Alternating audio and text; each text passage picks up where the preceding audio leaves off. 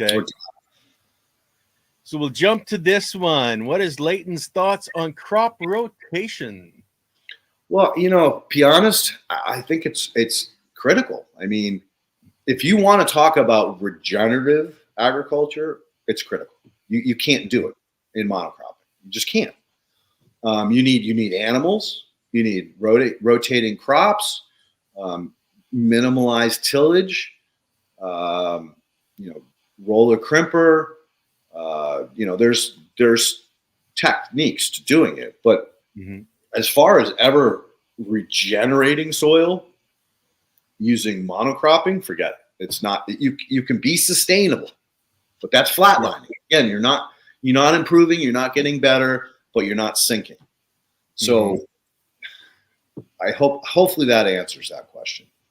Well, I think there's another aspect as well. Like I know up in Canada, for the organic, they have to they've got brassicas here. They can't put brassicas in that area again. They have to change out. But then in some ways, and they're also working up the soil, you're changing the biology because each brassicas have a biology that works best for brassicas. Oh yeah, big time. So on your crop rotation in a row like that, try to stick within the same, basic plant genre, I guess would be a good way to put it. Succession. In that same success, yeah. Plant succession. Yeah, and then you're sticking with that biology that works best for that group of plants. Agreed. You're not reinventing the wheel every time. So you'd want to be using other brassicas or wetland species plants, something early succession, and then come back the year after and then replant it with your cash crop. But not all farmers can do that. Like if you're leasing land or you're in a small environment where you have to produce X every year, that's difficult. And again, when I'm asked that question, I'm thinking, hundreds of acres. I'm not thinking about a homestead farm where it's no problem. You can easily just shift around. But I love your advice about being more careful about succession. But really, in most row crops, and I'm not talking about trees, right? I'm talking about literally 90-day crops. The vast majority of them, like a 1-to-1 ratio, one fungi to one bacteria. I have to use that because I don't have any other parameters, right? We don't have all the proof that that's the perfect situation or scenario, but it is pretty clear that you do need some saprophytic fungi as well as bacteria in conjunction if you're going to have a healthy soil that's going to produce decent nutrient levels in your food. Yeah. So we're talking about terra preta. So we're digging 18-inch and 2-foot deep, 2-foot wide trenches inside or filling with leaves, old wood chips, and cannabis biomass. We're making and inoculating biochar with yeast, lactobacillus, and purple non-sulfur bacteria. Very cool. So you basically created what's called a Winogrensky column, which is something where the purple sulfur bacteria live on the bottom. Lactose are on the top, I believe, close to it. And it's a feedback loop. So in this situation, everything is going back, or should be doing this way, back through the whole system. It's an ecosystem. You basically created an ecosystem. Now, the interesting thing about that is when you add in chips and leaves and stuff, you're creating moisture or water holding capacity. So that's going to shift a little bit, but we know for sure the lacto is going to do fine.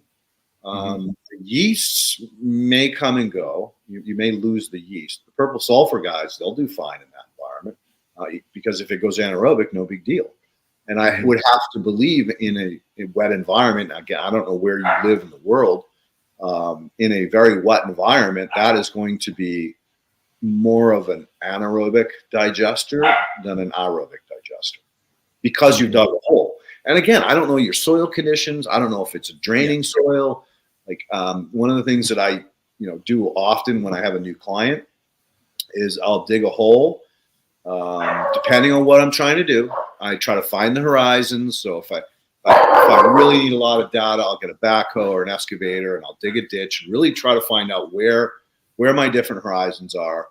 If I don't have the capacity to do that, I'll just dig a small hole, like a compound bucket size or a 5-gallon bucket size, as deep as I can, and making sure that I've gotten all the loose dirt out. And then I pour water in there, 2-3 gallons of water. And then I wait and watch and time. If I'm drained within half an hour, I would say that's okay, because that would pass what we call a septic system design perk test. Yep.